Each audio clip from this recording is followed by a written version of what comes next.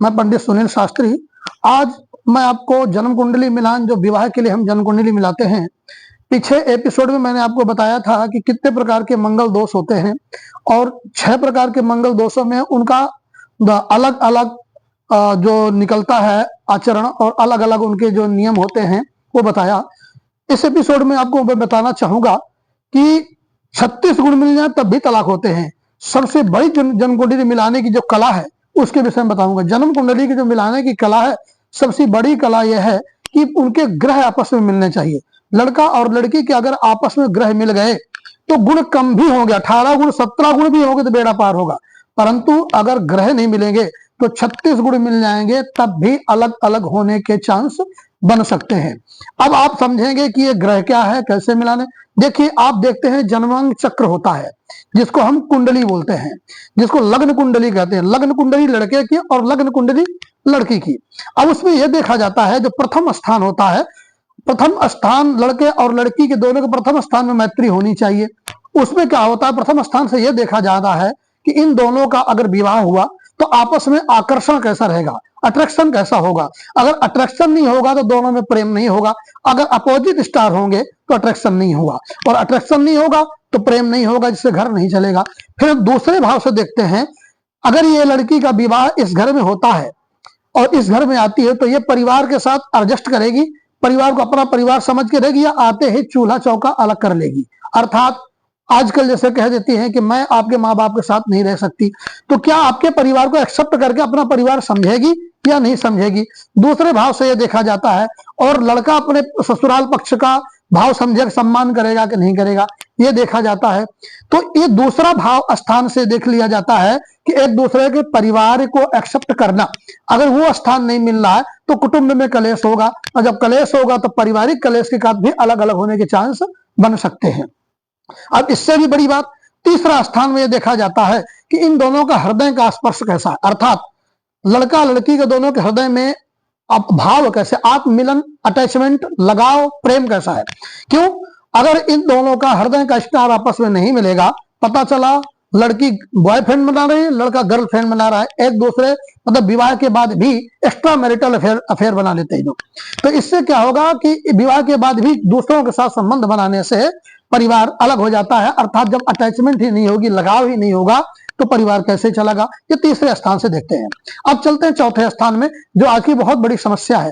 चौथे स्थान में हम ये देखते हैं कि इन दोनों का अगर विवाह हुआ तो लड़की अपने सास ससुर की इज्जत करेगी कि नहीं करेगी, और रहन सहन कैसा रहेगा, परिवार में प्रॉपर्टी इत्यादि, उससे घर द्वार कैसे होगा, वो भी अपने जीवन में अपना पर्सनल घर बना पाएगी कि नहीं बनाएगी, उसको प्रॉपर्टी सूट करेगी कि नहीं करेगी, ये उनके धन वैभव इत्यादि सूट करेगा, मिलेगा कि नहीं मिलेगा, ये वहां से देखा जाता है। अब पर लड़की विवाह करके आए और घर में परिवार के साथ मिलना ही ना चाहे, तो सास ससुर की कदर ही न करे तो भी कलेश हो जाएगा। तो चतुर्थ स्थान से यह देखा जाता है। पंचम स्थान दूसरा बहुत बड़ा विशेष, पंचम स्थान से यह देखा जाता है कि इन दोनों का अगर विवाह हुआ तो क्या इन दोनों की संतान होगी। अगर होगी तो पुत्र पुत्र होगा, या पुत्री पुत्री होगी, या पुत्र पुत्री दोनों होगी, या नॉर्मल होगी, आईवीएफ से होगी, देर से होगी, सरोगेसी करनी पड़ेगी, या किसी भी स्तर में संतान नहीं होगी। ये सब इससे पता लग जाता है। और ये भी पता लग जाता है कि संतान किन्नर होगी कि नॉर्मल होगी, ब्लाइंड होगी। ये पांचवें स्थान से हम देख सकते हैं कि इन दोनों के विवाह में संतान कैसी होगी। प्लस वाणी और विचार, इन दोनों के विचार आपस में कैसे मिलेंगे, एक दूसरे की वाणी, एक दूसरे को बोलचाल अच्छा लगेगा कि नहीं लगेगा। ये बहुत बड़ा मायने रखता है, क्योंकि हम विवाह जो करते हैं वो संतान के लिए करते हैं। अब चलते हैं छठे स्थान। ये दूसरा बहुत बड़ा कारण।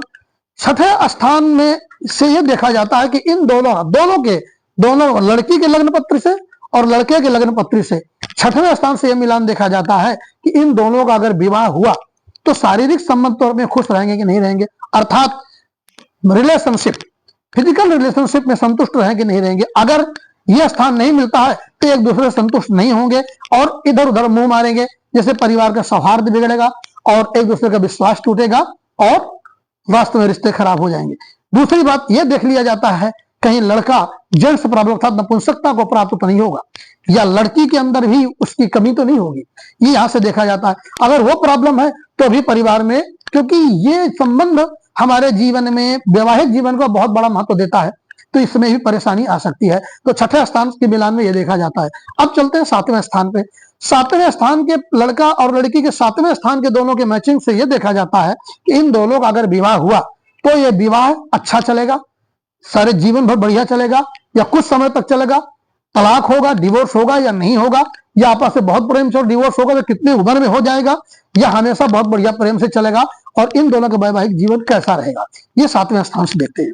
अब इन दोनों को आठवां स्थान हम देखते हैं। लड़का और लड़की के आठवें स्थान के मिलान से हम ये देखते हैं कि लड़की का कहीं विधवा योग तो नहीं है, लड़के का कहीं विधुर योग तो नहीं है, और है तो कितने समय में है।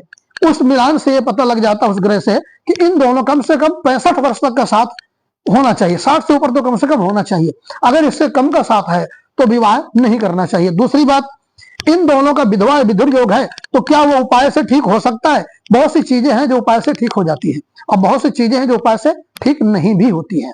तो उसकी स्थिति देखी जाती है, डिग्री देखी जाती है। तो क्या इनका विवाह करने से विधवा और विधुर योग तो नहीं होगा, उसको क्रॉसिंग करने के बाद फिर अनुमति देते हैं। फिर हम चलते हैं नवम स्थान। नवम स्थान से ये देखते हैं कि इस लड़की का अगर विवाह होता है और अपने ससुराल में आती है तो इसके पैर अपने ससुराल के लक्ष्मी के पैर पड़ेंगे या कुलक्ष्मी के पैर पड़ेंगे। अपने ससुराल में आते ही घर का वैभव, शांति, धन दौलत और यश कीर्ति बढ़ेगी या घटेगी। इसी तरह से दामाद के पैर अपने ससुराल के लिए कैसे होंगे? इन दोनों के संबंध से दोनों परिवारों की यश कीर्ति, धन दौलत इत्यादि मर्यादा दुगनी होगी या घट जाएगी, ये यहां से देखे जाते हैं। फिर दसम स्थान से ये देखा जाता है इन दोनों का अगर विवाह हुआ तो इनका संसार में रहने सहन का स्टेटस कैसा होगा। अच्छे स्टेटस से रहेंगे या लो स्टेटस से रहेंगे, बुरी स्थिति में रहेगी या बहुत बढ़िया रहेंगे, ये वहां से देखा जाता है। प्लस मुकदमेबाजी इत्यादि तो नहीं होगी, जेल जूल तो नहीं होगा, यहां से देख लेते हैं। फिर हम चलते हैं एकादश भाव, लाभ स्थान जिसको कहते हैं। वहां से यह देखा जाता है कि इन दोनों का विवाह हो जाने से घर में आमदनी कैसी होगी। अपनी आमदनी रुपया और खर्चा अठन्नी होगी, या आमदनी अठन्नी खर्चा रुपया होगा।